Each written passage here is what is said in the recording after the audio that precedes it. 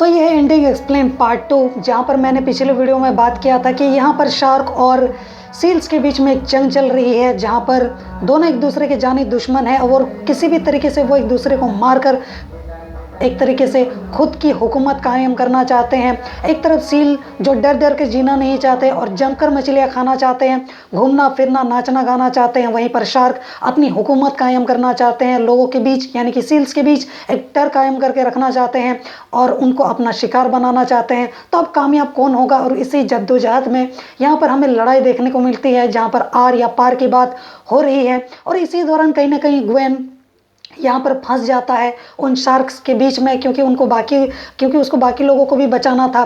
तो उन सबको बचाने के चक्कर में, अपने टीम को बचाने के चक्कर में और अपने आइलैंड के लोगों को बचाने के चक्कर में वो फंस गया था और उसके पास कोई ऑप्शन नहीं था। लेकिन इसी बीच पर आ जाता है कौन?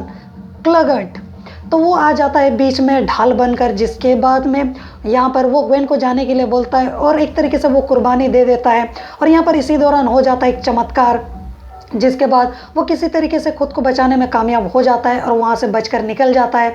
जिसके बाद हमें देखने को मिलता है क्या चमत्कार, यानी कि क्लगर्ट मरा नहीं था, यानी कि वो दड़ियल बुड्ढा जल्दी मरने वाला नहीं है।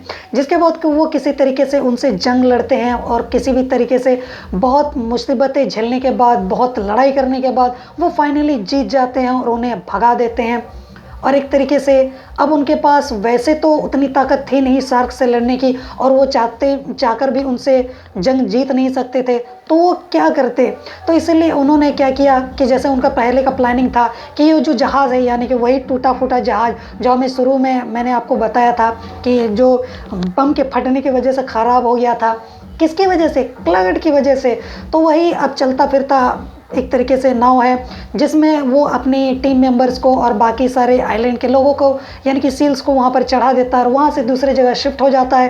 क्योंकि शार्क तो चाहे लड़ जाए, मर जाए, हार भी जाए, लेकिन वो यहाँ से जाने वाले हिलने वाले तो है नहीं, तो उनको तो हम हटा नहीं सकते। तो खुद की जान बचानी है तो भागना पड़ेगा ना। तो जंग लड़ने के बाद, बहुत जद्दोजहद करने के बाद भी वो जीत तो जाते हैं, लेकिन उनको समझ में आ जाता है कि यहाँ रहना खतरे से खाली नहीं है।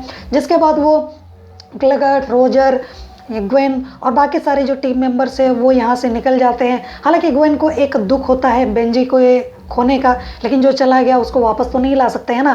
तो बस यही थी फिल्म की कहानी।